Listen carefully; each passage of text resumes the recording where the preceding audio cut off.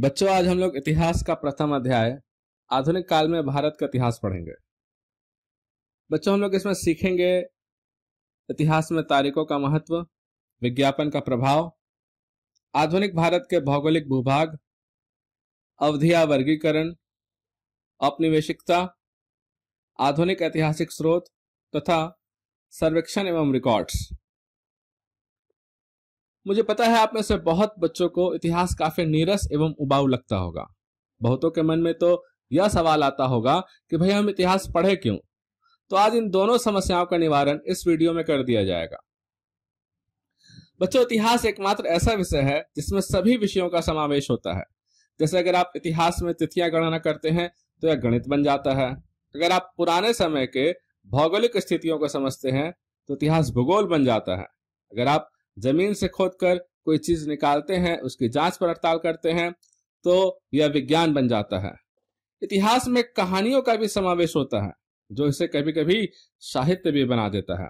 अर्थात आप एक विषय के अंतर्गत कई सारे विषय एक साथ पढ़ लेते हैं। बच्चों, इतिहास पढ़ना इसलिए भी जरूरी होता है क्योंकि हम अपनी अतीत से हुई गलतियों से सबक ले सके, ताकि उन गलतियों को दोबारा ना दोहराई जा सके। जैसे इतिहास में पढ़कर हम जानते हैं कि प्रथम व द्वितीय विश्व युद्ध के कितने विनाशकारी परिणाम दुनिया ने देखा था। अब उन घटनाओं से सबक लेकर आगे ऐसा ना हो, इसके लिए खुद को तैयार करने हेतु इतिहास पढ़ना आवश्यक है। इसके अलावा साथ ही साथ इतिहास किसी भी देश की पहचान होती है।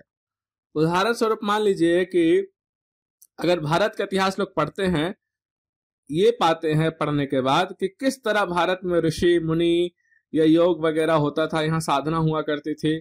इसलिए आज आपको पता है भारत को आध्यात्मिक देश के रूप में पहचाना जाता है। वहीं अगर पता है हमारा इतिहास में केवल हिंसा से भरा होता भारतीय इतिहास, तो आज दुनिया में हमारी इमेज एक हिंसात्मक देश के रूप में होती। इतिहास से आप अपने देश की स्थापत्य कला, संस्कृति, परंपराएं, रिवाजों को जानकर खुद को सभ्य इंसान बनाने तथा ज्ञानवान बना सकते हैं।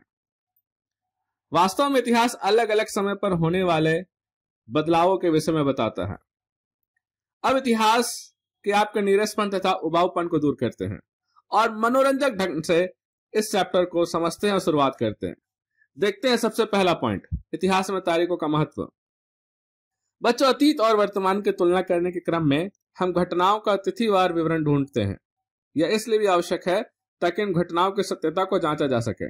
उदाहरण स्वरूप मान ले कि मध्यकालीन समय में कोई इतिहासकार अपने राजा को प्रसन्न करने के लिए कह उठता है कि उस फलाने राजा ने इस जगह आक्रमण कर विजय पाया। तो ऐसे में क्या हम क्या करते हैं, उसे सच मान ले? नहीं, हम क्या करते हैं, उन समकालीन अन्य जो इतिहासकार होते हैं उनकी रचना को देखते हैं। अगर उन्होंने भी इस बात का जिक्र किया है तो उसे मानते हैं, लेकिन अगर किसी ने जिक्र नहीं किया है तो हम जान जाते हैं कि वो घटना सत्य है। इतिहास में तिथियों का दूसरा महत्वपूर्ण पक्ष यह है कि सही वंशावली तथा पीढ़ी दर पीढ़ी होने वाली बदलाव की जानकारी हमें मिल जाती है। इसे एक उदाहरण से समझिए। भारत में ब्रिटिश इतिहासकारों द्वारा लिखे गए इतिहास में भारत के सभी गवर्नर जनरल के शासनकाल में विस्तार से बताया गया है। इसमें भारत के प्रथम गवर्नर जनरल वॉरेन हेस्टिंग्स से लेकर अंतिम वायसराय लॉर्ड माउंटबेटन तक की चर्चा है। आपको यहाँ मैं उन तमाम गवर्नर जनरल की लिस्ट दे देता हूँ, इन्हें आप नोट कर लें।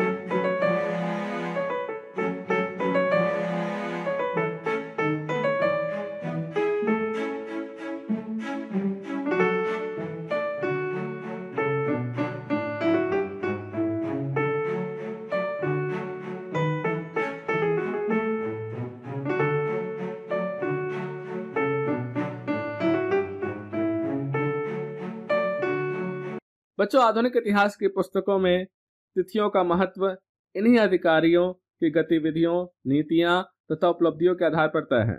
इन्हीं की नीतियों से भारत के सामाजिक, आर्थिक, धार्मिक पहलुओं की सटीक जानकारी हमें मिलती है। जो तिथिवार होने से ही संभव हो पाता है। बच्चों आइए अब हम पुस्तक में दी गई इस चित्र को देखते हैं कि ये है क्या। देखिए बच्चों, इस फोटो को, तस्वीर को ध्यान से देखिए। ये चित्र जो आपके किताब में दिया गया है, ये चित्र क्या कह रहा है बच्चों, ध्यान से देखिएगा। इस तस्वीर को पहले आप देख लें। इसमें एक व्यक्ति आपको दिख रहा है, ये कैसे एक अन्य व्यक्ति को कुछ दे रहा है, बाकी लोग देख रहे हैं और ये सिर झुका के खड़ा है। इसे देखिए आप। तो ये कौन है, नीचे क्या लिखता है देखिए। देखिए यहाँ हिंदुस्तान लिखा गया बाय जे रेनल। इसमें बच्चों देखिए लिखा है कि ब्राह्मण ब्रिटेनिया को शास्त्र भेंट कर रहे हैं। यानी देखिए इस तस्वीर में ये एक ब्राह्मण है, ये व्यक्ति ब्राह्मण है और ब्रिटेन का कोई अधिकारी है, ब्रिटिश का, अंग्रेज का। अब ये ब्राह्मण इसे एक शास्त्र भेंट कर रहा है और ये जो है ये जेम्स रेनल द्वारा, बच्चों ये व्यक्ति है जेम्स रेनल, जेम्स रेनल द्वारा बनाए गए पहले नक्शे का आवरण चित्र है। यानी जेम्स रेनल ने हिंदुस्तान का एक तस्वीर बनाया था सन 1782 ईस्वी में। इसने हिंदुस्तान के एक नक्शे को तैयार किया था। वो नक्शा क्या है ये देख लीजिए।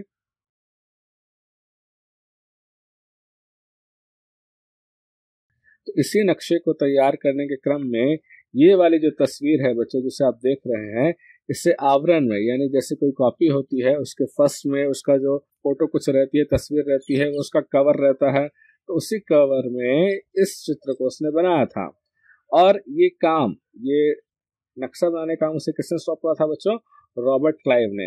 रॉबर्ट क्लाइव ने रेनल को हिंदुस्तान के नक्शे तैयार करने का काम सौंपा था। नक्शा आपको मैंने दिखा दिया है। अब आगे क्या लिखता है बच्चों कि भारत पर अंग्रेजों की विजय के समर्थक रेनेल को वर्चस्व स्थापित करने की प्रक्रिया में नक्शे तैयार करना बहुत महत्वपूर्ण लगता था। इस तस्वीर में दिखाया गया है कि भारत के लोग स्वेच्छापूर्वक अपने प्राचीन पवित्र ग्रंथ ब्रिटिश सत्ता के प्रतीक ब्रिटेनिया को सौंप रहे हैं, मानो वे उसे भारतीय संस्कृति की रक्षा के लिए आने का आग्रह कर रहे हों। ये जो जेम्स रेनल है ये एक भूगोलवेत्ता है, इतिहासकार है, जिन्हें भारत में सर्वेक्षण का काम सौंपा गया था। सर्वेक्षण का उद्देश्य था कलकत्ता से उत्तरी क्षेत्रों में एक नौगम्य जलमार्ग खोजना। तो इसी वजह से उन्होंने पूरे भारत भ्रमण कर यहाँ के भौगोलिक स्थितियों का जांच कर भारत का एक नक्शा तैयार किया। बच्चों यह सर्वेक्षण कार्य रॉबर्ट क्लाइव द्वारा उन्हें सौंपा गया था, जो समय बंगाल प्रेसिडेंसी के पहले गवर्नर थे। इन्हें भारत में ब्रिटिश साम्राज्य के संस्थापक के रूप में भी जाना जाता है। बच्चों हम लोग पढ़ते हैं विज्ञापन का प्रभाव। बच्चों विज्ञापन भी हमें यह दर्शाता है कि किस अवधि में लोग किस तरह की चीजें पसंद करते थे। जैसे यहाँ एक अन्य चित्र दर्शाया गया है। 1922 ईस्वी में लिप्टन चाय का यह विज्ञापन यह संकेत देने का प्रयास करता है कि लिप्टन चाय को विश्व के शाही लोग ही पसंद करते हैं। अगला पॉइंट है बच्चों आधुनिक भारत के भौगोलिक भूभाग। भारत एक विशाल भौगोलिक विस्तार वाला देश है। इसकी चौहद्दी उत्तर में हिमालय, पश्चिम में अरब सागर, पूर्व में बंगाल की खाड़ी तथा दक्षिण में हिंद महासागर है। बच्चों भारत का कुल क्षेत्रफल 32.8 लाख वर्ग किलोमीटर है। कश्मीर से लेकर कन्याकुमारी तक इसकी लंबाई लगभग 3200 किलोमीटर है और अरुणाचल प्रदेश से लेकर पश्चिम में कच्छ तक इसकी लंबाई 2900 किलोमीटर है। बच्चों भारत आज चीन के बाद विश्व का दूसरा सबसे बड़ा जनसंख्या वाला देश है और साथ ही साथ विश्व में क्षेत्रफल के दृष्टिकोण से यह 7वां सबसे बड़ा देश है।